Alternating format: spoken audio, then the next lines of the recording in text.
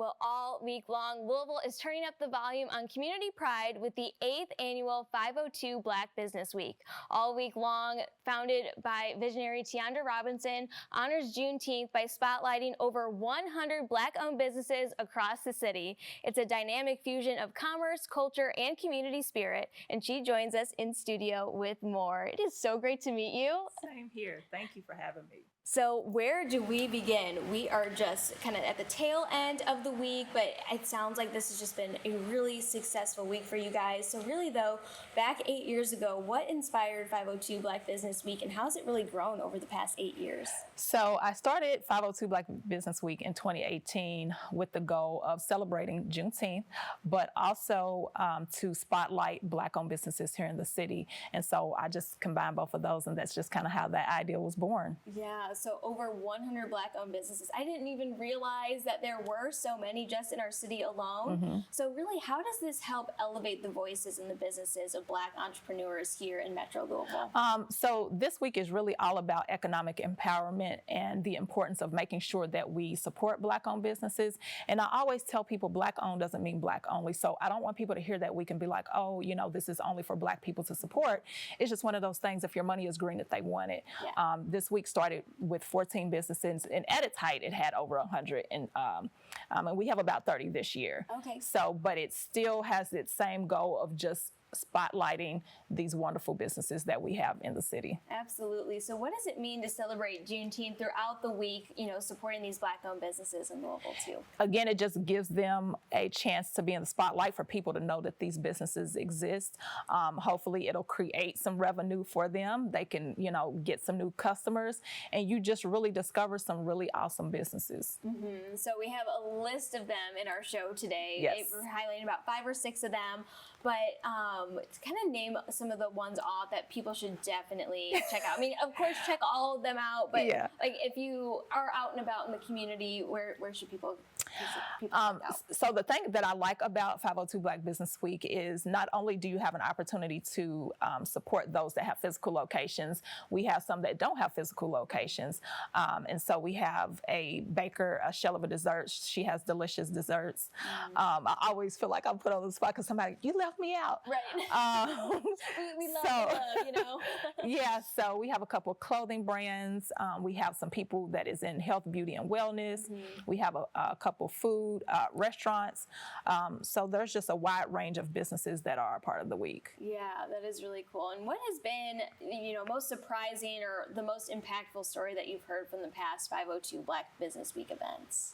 It is that people say that sometimes this has been their busiest week. Oh, okay. And so that always makes me feel good, because even though I always stress that the goal is I'm not going to guarantee that you're going to make money. Right. That's the icing on the cake. It is about exposure. And so if people will come and support and spend, great. Right. And so back 8 years ago when you started this, and was it only just like a couple of those Black-owned businesses that got together? Really, how has it really just grown and changed and really just build that awareness? Yeah, so like I said, in 2018 when I started, you know, I was trying to convince people to, hey, this is what I'm doing, you know, because they have to pay a fee to be a part of the week. Mm-hmm. And so convincing these business owners to not only pay the fee, but to offer a discount for a whole week. And that's really hard, not just on Black businesses, but small businesses, right, period, to offer a discount for that amount of time. And so to see the support grow year after year really speaks to what this week has done. Because again, people say sometimes this has been their busiest week. Mm-hmm. And there's so many more opportunities that come after the week is gone. And so, you know, having these business owners understand that concept is what makes the week awesome. Yeah, so you mentioned some discounts, and yes, so my mind's like, okay, let's save some money here and also check out some brand new places around town too. Yes. So what are some of those discounts that they're offering? Most of the time they may do a percentage off, dollar amount off, they might do a BOGO.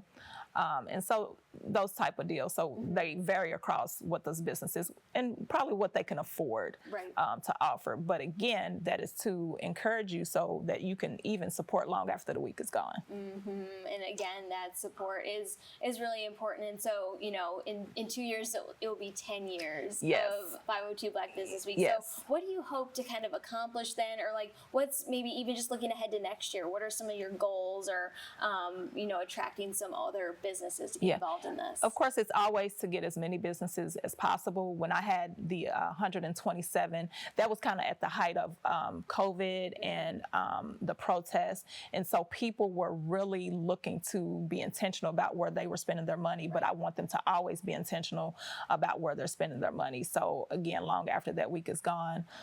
So intent for year 10, I definitely gotta find a way to just do it up. So well, what a great way to feature, a handful of them on Great Day Live, but really just getting the word out. I know our Jim Stratman earlier in the morning was out talking with some of the business owners, but you are really rallying these people together. I mean, you're the one that really helped us put this show together too, and we're so thankful. So if people are interested in maybe getting in touch with you, you have your own marketing consulting firm, which that's a whole nother interview that we could get into. But if people are just interested in getting in touch with you, how can they do that and maybe spread the love next year? So they can I definitely want them to go to the website, 502blackbusinessweek.com. And I do want to mention this. If you go on the website, you can enter to win 4 tickets to see the Broadway production of The Wiz. Okay. So so go on that website and enter. Thanks to Think Tank Louisville for that and Broadway of Louisville.